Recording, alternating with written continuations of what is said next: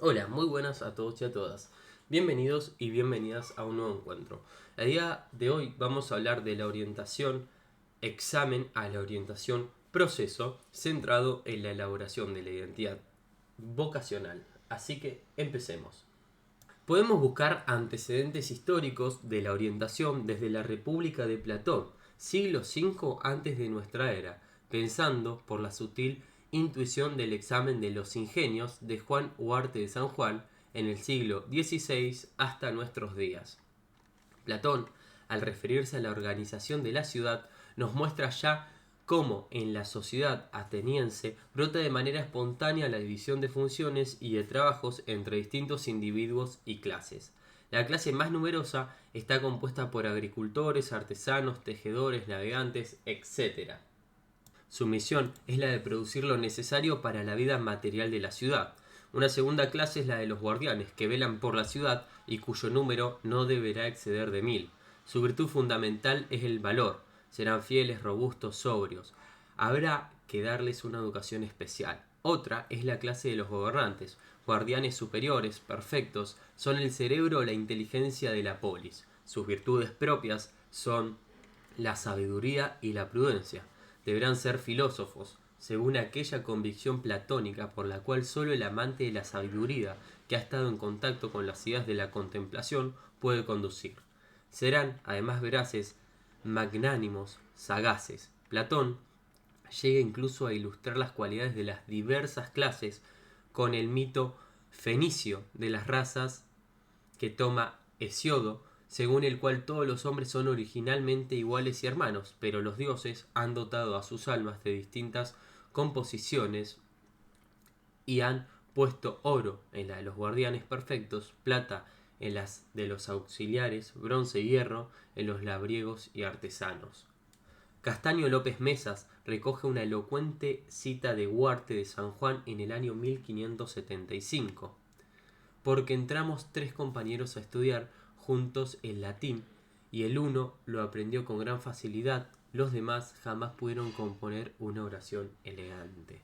Podríamos glosar la riqueza contenida en estas ideas, casi ingenuas para el mundo de hoy, y rastrear siglo a siglo intuiciones y búsquedas más o menos sistemáticas. No es por cierto esa mi intención. Quisiera, en cambio, dar cuenta de los hitos más significativos a modo de antecedentes que culminan en las posiciones actuales, ligada a la interrogante de cuál será la profesión más adecuada para cada uno.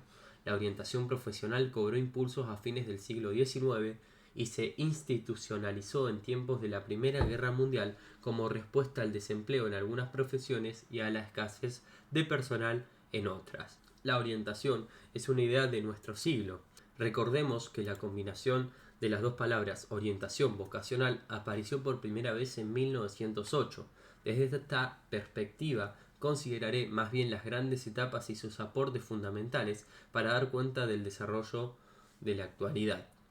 De la misma manera como podemos distinguir en la historia de la psicología distintos periodos caracterizados por metodologías determinadas hasta llegar a los planteos dinámicos actuales, en orientación vocacional asumimos y asistimos a un movimiento paralelo. Al referirse a las dos modalidades extremas de trabajo en nuestro medio, Rodolfo Bobslavsky habla de la modalidad actuarial y clínica. En las raíces de la primera se encuentran las concepciones de la psicología de las diferencias individuales, en apogeo durante los primeros 30 años de nuestro siglo, o sea, está hablando del siglo XX. Entre las fuentes de la segunda podemos destacar los aportes psicoanalíticos, la psicología del yo, las teorías psicológicas de la motivación. El esquema de Boblavsky, que es el mismo que califica como extremo, no explicita la cantidad de matices que se dan en el quehacer concreto. Ambos modelos tienen seguidores en nuestro medio. La modalidad actuarial, predominantemente psicotécnica, puede tener concepciones más dinámicas de las aptitudes, intereses y carreras que los que Bobslavsky admite.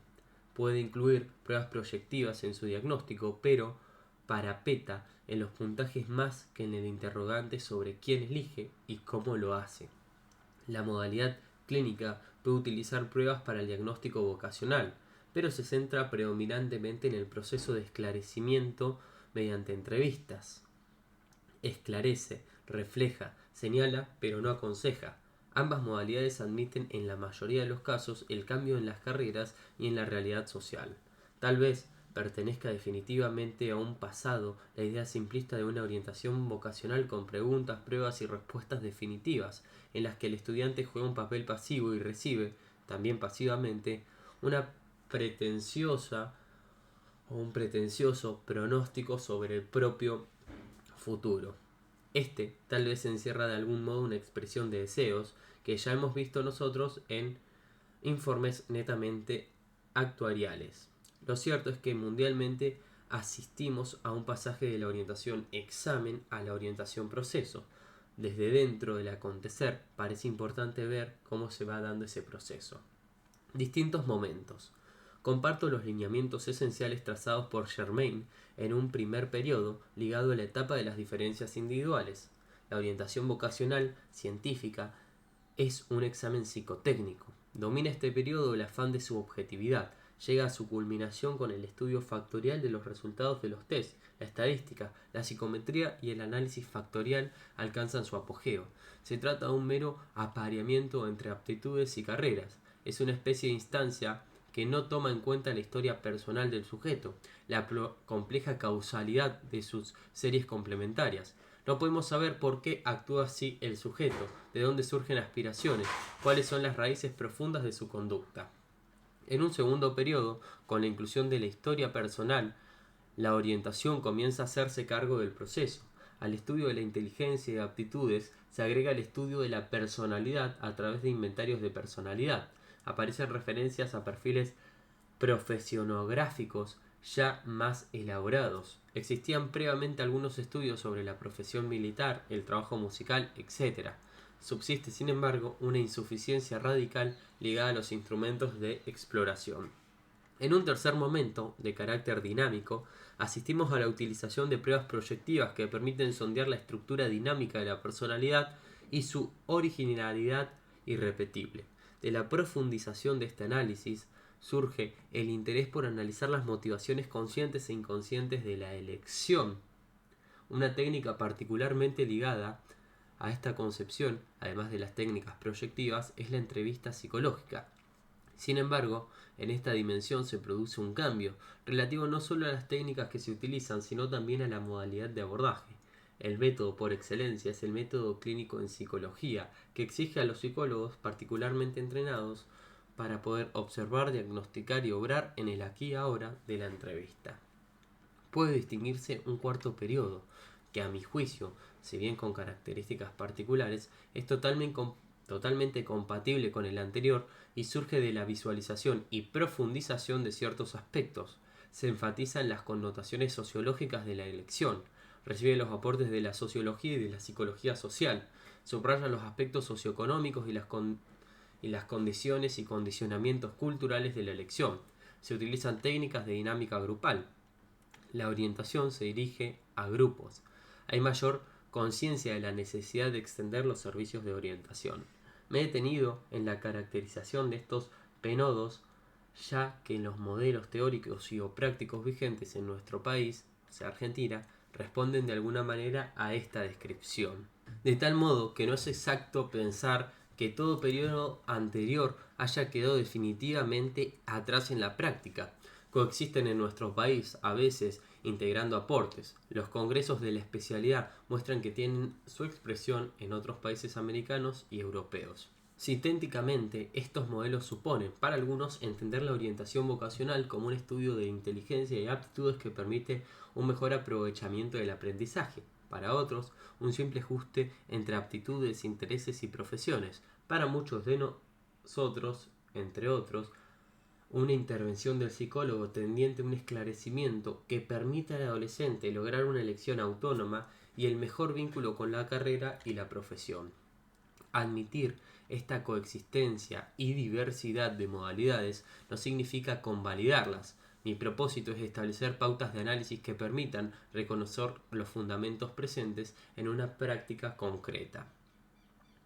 En el presente trabajo intentaré la comprensión de la relación entre el proceso de elaboración de la identidad del adolescente y su relación con la orientación vocacional. El marco de referencia teórico del que participo se Garza en las dos últimas etapas mencionadas. La modalidad orientación vocacional que suscribo surge entre nosotros a partir del trabajo de los distintos equipos que en los primeros años de la década del 60 se empeñaron en prestar asistencia a los estudiantes secundarios y universitarios que acudían al DOV, ex Departamento de Orientación Vocacional de la Universidad de Buenos Aires, al que he permanecido en esos fecundos años de fundación. No surge sin antecedentes. Desde 1925 existen gabinetes y centros de orientación en nuestro país, pero predominantemente los enfoques son actuariales. A mi juicio, la elaboración teórico-práctica de estos primeros años va abriendo la perspectiva de los enfoques psicodinámicos en orientación que acostumbraron llamarse en nuestro medio orientación vocacional clínica, aludiendo a la utilización del método clínico en psicología como forma de abordaje particular. La elaboración de esos años tiene su culminación en las primeras jornadas de orientación vocacional organizadas por DOV en 1965. La lectura de las actas da cuenta de la diversidad de líneas de avance y de búsqueda. En la década del 70 se creó la Junta Coordinadora de Organismos de Orientación Vocacional de Universidades Nacionales, JOVUN, que organiza nuevas jornadas entre el 71 y el 75 que dan cuenta solo en parte del quehacer de los últimos años, ya que estuvieron limitadas en las universidades nacionales y no abarcaron la tarea realizada en centros asistenciales no dependientes de la Junta. Por otra parte, no hay publicaciones completas de todas las jornadas. Contamos con las actas del primer seminario de perfeccionamiento JOVUN de agosto de 1972 y la primera reunión interuniversitaria de orientación vocacional, julio de 1971, editadas ambas por la Dirección de Orientación Vocacional. De los otros encuentros solo contamos con resúmenes. En 1971, Rodolfo Boblaski, integrante de uno de los equipos de trabajo de los primeros años del Departamento de Orientación Vocacional, publica su libro Orientación Vocacional, la estrategia clínica, expresivo de uno de los matices particulares de la elaboración surgida en el Departamento de Orientación Vocacional de la Universidad de Buenos Aires en aquellos años. Al referirse a las fuentes de su obra, da cuenta este trabajo en equipo. Tuvo el mérito de ser el primero entre nosotros en comunicar la experiencia vividas en el DOV, la amplia repercusión que ha tenido reflejo de la novedad de su aporte. En 1984 surgió la Asociación de Profesionales de la Orientación Vocacional, que nuclea y convoca a los orientadores en todos los niveles. Hoy, los diversos congresos de psicología y psicopedagogía incluyen orientación vocacional como un rubro destacado. Enfoque y método. En la introducción de este encuentro expresamos cómo evolucionó en estos años el interés por el tema. El enfoque que presento se inscribe en las teorías psicológicas e interactivas de la elección vocacional. Mi punto de vista es evolutivo, psicodinámico y psicosocial o interactivo. Considero necesario, en un enfoque integral, tener en cuenta estas dimensiones. Evolutivo. Las explicaciones evolutivas proponen que la elección vocacional se da en un proceso continuo que comienza en la infancia. Los datos experienciales de mi trabajo coinciden en considerar la elección como un proceso que comienza en la infancia y culmina en los años de la juventud, prolongándose en una orientación permanente. Estamos siempre eligiendo caminos, cada vez más específicos en nuestro quehacer. Este proceso continuo es el modo que va construyéndose en fases sucesivas la identidad vocacional ocupacional. Psicodinámico. El diccionario de términos psicológicos y psicoanalíticos de English in English se refiere con este término a cualquier sistema psicológico que se esfuerce por obtener una explicación de la conducta en términos de motivos o impulsos, o que describa un proceso psicológico que está cambiando o que está causando cambios. Considero fundamental esta dimensión, en la medida en que entiendo el proceso de elección y orientación focalizado en el logro de la identidad vocacional ocupacional y que presto especial atención a las motivaciones conscientes e inconscientes ligadas a la conducta de elección. Finalmente, subrayo lo interactivo y psicosocial, por una creciente toma de conciencia de la influencia profunda de la interacción individuo-medio en las vicisitudes de la formación de la identidad personal y vocacional y en la configuración de las imágenes profesionales. A mi juicio, ninguna de las dimensiones del enfoque puede dejarse de lado para la comprensión del fenómeno de la elección en toda la complejidad. Comparto la expresión de Castaño López Mesa en el sentido de la necesidad de un enfoque integral, ya que ni la personalidad está definitivamente anclada en el pasado, ni depende exclusivamente de las variaciones situacionales del presente, ni tampoco se halla totalmente colgada del futuro. La personalidad, como núcleo del comportamiento individual, se nutre por igual de los tres tipos determinantes, retrospectivos, actuales y prospectivos, mediante un incesante juego de interacción recíproca. Todo lo dicho para la comprensión del desarrollo de la personalidad puede ser afirmado para explicar el complejo proceso de construcción de la identidad vocacional ocupacional. En lo que se refiere a la metodología del trabajo, utilizo un método clínico, caracterizado por una estrategia de abordaje particularizante, eficaz en cualquiera de los ámbitos en que la orientación vocacional tiene lugar, individual, grupal, institucional. La psicología clínica, según la definición de Pierón, es la ciencia de la conducta humana, basada principalmente en la observación y el análisis a fondo de los casos individuales, tanto normales como patológicos, que pueden extenderse a los grupos. Esta psicología es susceptible de fundamentar generalizaciones válidas.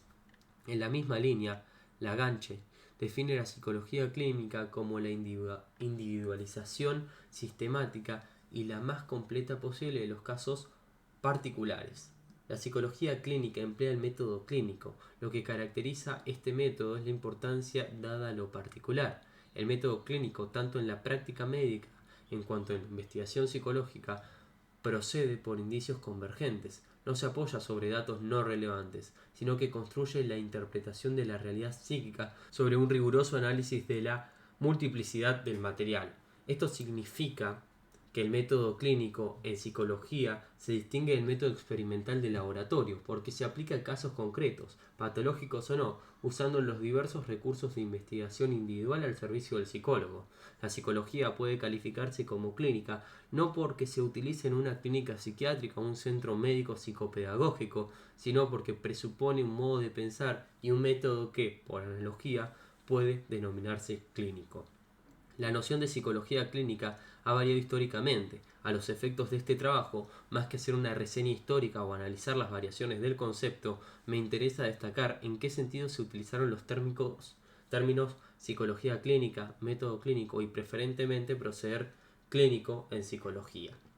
Entiendo que la psicología clínica no es una rama, algo así como la psicología evolutiva o la psicología animal, ni un campo de trabajo, por ejemplo el de la enfermedad, ya que la psicología clínica tiene que ver con cualquier campo de trabajo, ni un lugar, ya que los psicólogos clínicos trabajan en distintos lugares, clínicas, escuelas, consultorios privados, etc., ni se caracteriza exclusivamente por una tarea, como el diagnóstico o la terapia, aunque las abarque, ni puede decirse que sea exclusivamente un método, aunque se ciñe de los requisitos del método clínico, ni se caracteriza solo por una intención o enfoque que la oponga a la psicología experimental. Para mí, la psicología clínica se caracteriza por una estrategia de abordaje al objeto de estudio que es la conducta de los seres humanos. Y más adelante, para nosotros, hablar de la estrategia implica subrayar el tipo de mirada y de operación sobre las conductas humanas por encima de lo que se mire o de lo que se opere. Tal vez convenga aclarar el empleo analógico de otros conceptos, como por ejemplo el término estrategia. Proviene del ámbito militar, se refiere al arte de dirigir las operaciones militares. Se trata de acciones previstas para actuar sobre una situación con determinados propósitos. Supone una intencionalidad y un saber por qué y para qué se realizan determinadas acciones. En psicología utilizamos el término analógicamente. Nos referimos a acciones previstas, rigurosas, científicas, que se basan en ciertas hipótesis que deben corroborarse para poder mantenerlas, en caso contrario se descartan. Rigor, muy alejado de la afirmación de que la psicología clínica se basa en juicios subjetivos, intuiciones, en un uso vulgar del término. La intuición juega, sí, un papel fundamental como punto de partida de una elaboración rigurosa. Intuición, entendida como la mirada directa o inmediata de una realidad, la comprensión directa de una realidad. En lo que tiene de arte, la estrategia se relaciona con el estilo de estratega, en nuestro caso con el estilo personal del psicólogo orientador. Conceptos muy ligados al de estrategia son táctica y técnica. La táctica se refiere a esas reglas concretas para llevar a cabo las operaciones. La técnica es el conjunto de procedimientos y recursos que se sirve de la ciencia o un arte. Los tres conceptos tienen cabida en el proceder clínico. La estrategia clínica puede aplicarse para conocer, investigar, comprender, modificar la conducta de los seres humanos, operando tanto en un ámbito psicosocial, individual, como sociodinámico, grupal, institucional o comunitario. Las palabras psicología clínica y proceder clínico en psicología no excluyen el empleo para el diagnóstico y esclarecimiento vocacional de técnicas distintas de la entrevista, que es la técnica por automasia. Lo que sí es importante es cómo se utilizan las técnicas proyectivas, psicométricas o educativas en este abordaje ideográfico y particularizante. Comparto ampliamente los conceptos de Rappaport al referirse al uso de los test en la moderna psicología clínica. El supuesto que yace debajo del uso de los test psicológicos en la moderna psicología clínica es el del que el paciente lleva en su interior a la situación inmediata de prueba todo lo que atañe a su adaptación o inadaptación. En otras palabras, todo individuo vive, en cierto sentido, en el mundo único que le es propio y característico de ese mundo. El mundo tal como lo ve puede deducirse a partir de sus actividades observadas en condiciones bajo control. Recordemos que esta perspectiva, que denomina hipótesis proyectiva, analizará aún los test de inteligencia como el WISE. Esta modalidad puede plantear muchos interrogantes, tiene múltiples posibilidades de desarrollo. La sigo porque es el modelo que hasta el momento pareciera dar cuenta con mayores posibilidades del compromiso total de la personalidad en la elección y de la complejidad en el proceso mismo de orientación. Muchas gracias.